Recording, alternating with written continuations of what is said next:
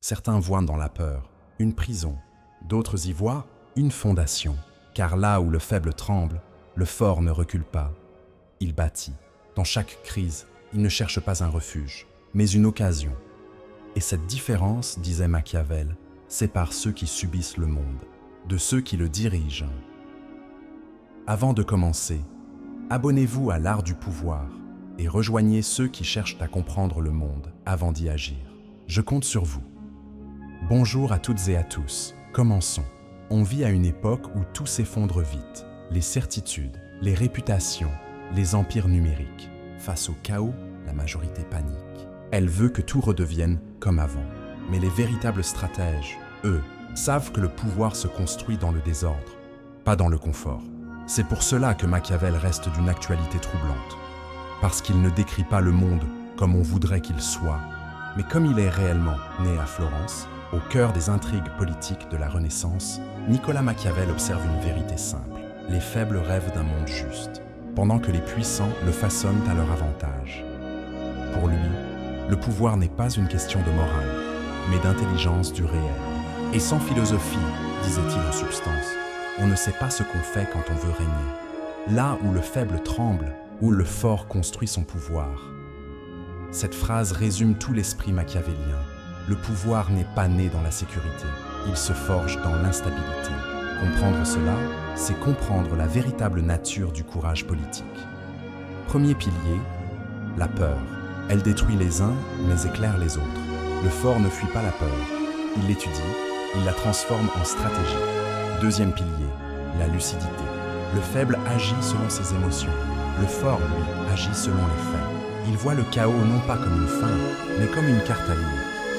Troisième pilier, la construction. Quand tout s'effondre, le fort bâtit.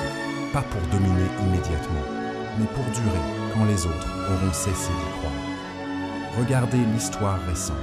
Les crises économiques, les bouleversements politiques, les tempêtes médiatiques. Certains se sont effondrés sous la peur. D'autres, plus rares, ont bâti des empires dans la tempête. Ce n'est pas la chance, c'est la discipline de la lucidité. Le conflit est toujours le même, raison contre émotion. La peur te pousse à te cacher. La raison te pousse à observer, à comprendre, à frapper au bon moment.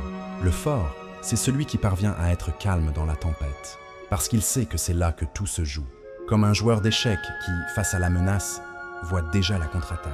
Trois notions machiavéliennes s'imposent ici. Virtu, la force intérieure de l'homme d'action.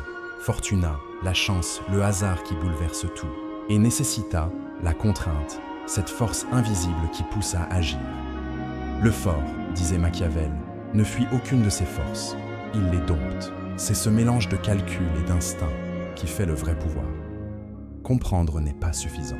Le fort, c'est celui qui agit avec discernement, celui qui voit la peur, qui la comprend et qui s'en sert pour construire son propre ordre. L'art du pouvoir préfère l'action décisive à l'action sûre, car l'histoire ne se souvient pas de ceux qui ont hésité. Le fort ne voit pas plus loin que les autres. Il voit plus juste, un instant, un regard, une faille dans le chaos. C'est là qu'il frappe. Comme un stratège sur un champ de bataille, il ne réagit pas à la peur, il l'orchestre.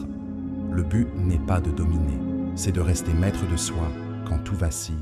Car le véritable pouvoir n'est pas d'imposer sa volonté, mais de la conserver, intacte, face à la peur des autres. Oublier cela, c'est devenir ce que Machiavel méprisait le plus, un homme qui tremble, en croyant être juste. Alors, retiens ceci. Le faible cherche la sécurité, le fort cherche la clarté. Et dans ce monde incertain, c'est toujours la clarté qui finit par régner.